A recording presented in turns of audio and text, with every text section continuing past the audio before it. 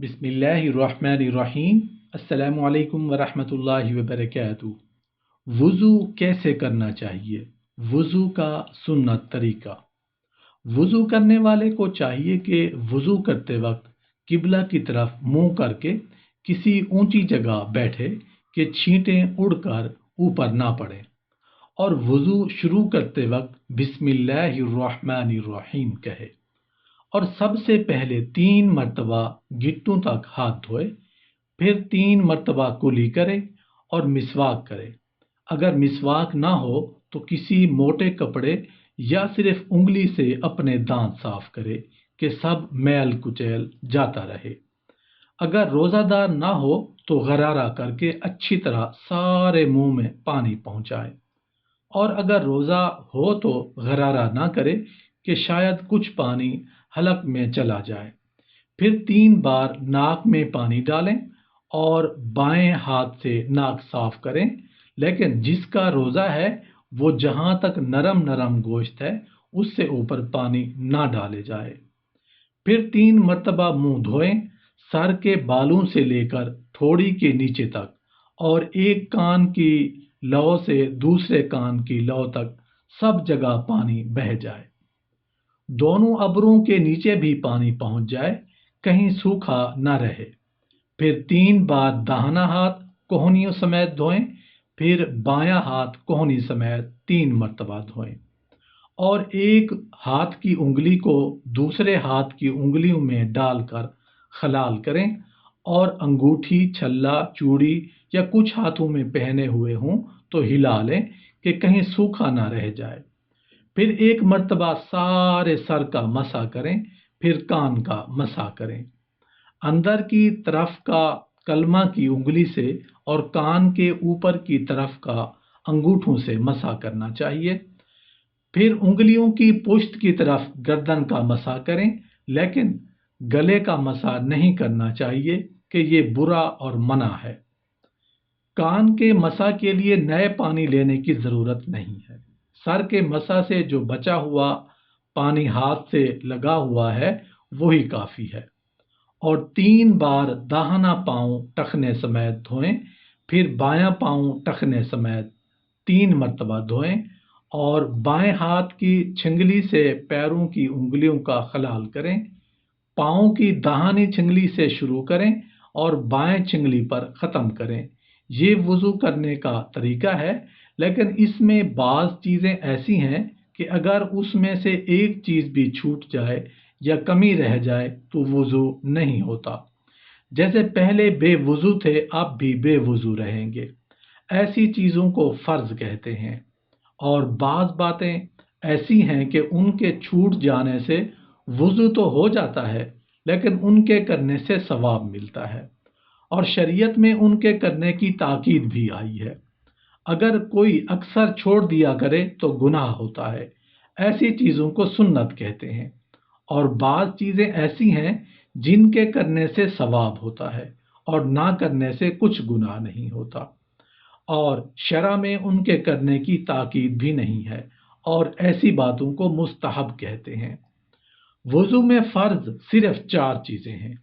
1 मरतबा सारा मुंह धोना, एक एक मरतबा कोहनियों समेत दोनों हाथ धोना, 1 बार चौथाई सर का मसा करना, 1 मरतबा टखनों समेत दोनों पांव धोना। बस फर्ज इतना ही है। इसमें से अगर एक चीज भी छूट जाए या कोई जगह बाल बराबर भी सूखी रह जाए तो वुजू नहीं होगा। पहले गिट्टों तक दोनों हाथ धोना और बिस्मिल्लाह कहना, कुल्ली करना, और नाक में पानी डालना, मिसवाक करना, सारे सर का मसा करना, हर उज़्व को 3 मरतबा धोना, कानों का मसा करना, हाथ और पाँव की उंगलियों का खलाल करना, ये सब बातें सुन्नत हैं, और इसके सिवा जो और बातें हैं वो सब मुस्तहब हैं। जब ये 4 उज़्व जिनका धोना फर्ज है धुल जाएं तो वुजू हो जाएगा, चाहे वुजू का कसद हो या ना हो। जैसे कोई नहाते वक्त सारे बदन पर पानी बहा ले और वुजू ना करे, या हौज में गिर पड़े, या पानी बरसते में बाहर खड़े हो जाएं और वुजू के या आज़ा धुल जाएं तो वुजू हो जाएगा, لیکن ثواب وضو کا نہیں ملے گا۔ سنت یہی ہے کہ اس طرح سے وضو کریں جس طرح ہم نے بیان کیا ہے۔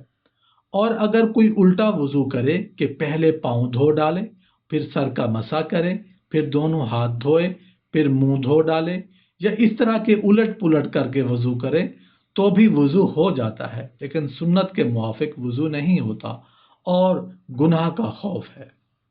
اسی طرح اگر بایاں ہاتھ بایاں پاؤں سے پہلے دھویا جائے اب بھی وضو ہو گیا، لیکن مستحب کے خلاف ہے۔ ایک عضو کو دھو کر دوسرے عضو کے دھونے میں اتنی دیر نہ لگائیں کہ پہلا عضو خشک ہو جائے، بلکہ اس کے خشک ہونے سے پہلے پہلے دوسرا عضو دھو ڈالیں۔ اگر پہلا عضو سوکھ گیا تب دوسرا عضو دھویا تو وضو ہو جائے گا، لیکن یہ بات سنت کے خلاف ہے۔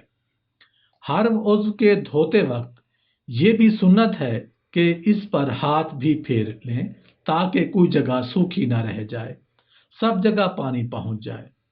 وقت آنے سے پہلے ہی وضو، نماز کا سامان اور تیاری کرنا بہتر اور مستحب ہے۔ جب تک کوئی مجبوری نہ ہو خود اپنے ہاتھ سے وضو کریں، کسی اور سے پانی نہ ڈلوایا جائے، اور وضو کرتے وقت دنیا کی کوئی بات چیت نہ کی جائے، بلکہ ہر عضو کے دھوتے وقت بسم اللہ اور کلمہ پڑھا کریں، اور پانی کتنا ہی فراغت کا کیوں نہ ہو، چاہے دریا کے کنارے پر ہوں، لیکن تب بھی پانی ضرورت سے زیادہ خرچ نہیں کرنا چاہیے، اور نہ پانی میں بہت کمی کریں کہ اچھی طرح دھونے میں دقت ہو، نہ کسی عضو کو 3 مرتبہ سے زیادہ دھوئیں، اور منہ دھوتے وقت پانی کا چھینٹا زور سے منہ پر نہ مارا جائے، نہ پھینکا جائے، اس سے چھینٹیں اڑیں اور اپنے منہ اور آنکھوں کو بہت زور سے بند نہ کریں کہ یہ سب باتیں مکروہ اور منع ہیں۔ اگر آنکھ یا منہ زور سے بند کیا اور پلک یا ہونٹ پر کچھ سوکھا رہ گیا یا آنکھ کے کوے میں پانی نہیں پہنچ سکا تو وضو نہیں ہوا۔ انگوٹھی، چھلے، چوڑی، کنگن وغیرہ اگر ڈھیلے ہوں تو بے ہلائے بھی ان کے نیچے پانی پہنچ جائے تب بھی ان کا ہلا لینا مستحب ہے، اور اگر ایسے تنگ ہوں کہ بغیر ہلائے پانی نہیں پہنچے گا، گمان ہو تو ان کو ہلا کر اچھی طرح پانی پہنچا دینا ضروری ہے۔ اور واجب ہے کہ نتھ کا بھی یہی حکم ہے۔